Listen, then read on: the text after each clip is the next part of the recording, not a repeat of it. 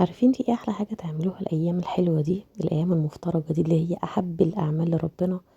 تعالوا اقول لكم. اطعام الطعام.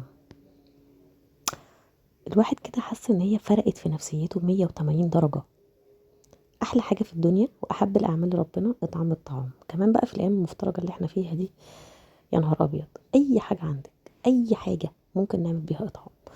مش لازم نعمل بحاجات كتير ومش لازم نعمل بحاجات مكلفة، اللي يقدر يعمل اي حاجة في الدنيا ان شاء الله يا رب يكون اطعام فاكهة.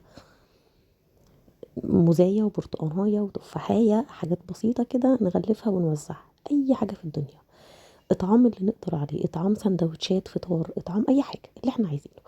أنا عملت اطعام رز وفراخ بس، ولا أي حاجة ولا أي حاجة. طبعا الموضوع متعب، متعب، لكن تعبه حلو قوي.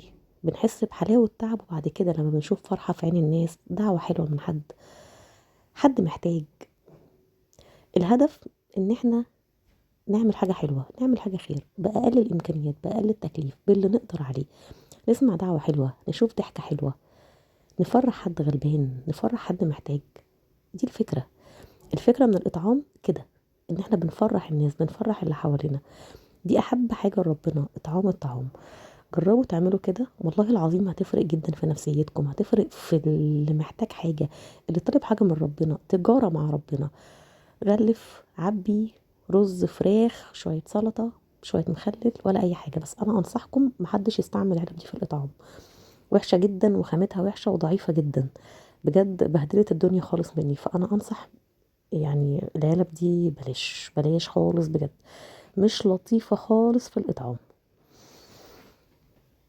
غلفت بسم الله ما شاء الله، عملت كميات كبيرة جدا، عملت كميات حلوة الحمد لله. نقلد بعض بقى، يعني الهدف من الفيديو ده ان احنا نقلد بعض في الخير، ان احنا نقلد بعض في الخير، اللي يقدر يعمل حاجة يعملها في الخير.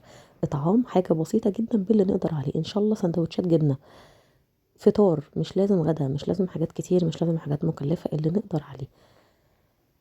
انا عايزه اقول لكم ان انا كنت متضايقه، كنت نفسيا مش احسن حاجه، كنت بدعي ربنا بحاجات، طالبه من ربنا حاجات بنيه ده، بتصدق بالاطعام بنيه ده، بعمل اطعام بنيه حاجه محتاجاها. ربنا يرضينا ويرضيكم جميعا يا رب. حلويات بقى، حلويات. المنظر جميل، بصوا الكميات. غلف، عبي في الشنط، انزل وزع، ولا اي حاجه. شوف الفرحه في عين الناس، شوف الضحكه الحلوه، شوف الدعوه الحلوه. ربنا يرضينا ويرضيكم جميعا يا رب. وكل اللي ليه حاجه من ربنا يدعي بيها في الايام المفترجه اللي احنا فيها دي. ما تنسوناش بالدعاء، ما تنسوش تشتركوا وتعملوا لايك في القناه، واللي عجبه الفيديو يفتكرني بدعوه حلوه. وكل سنه وانتم طيبين. بحبكم جدا جدا. باي باي.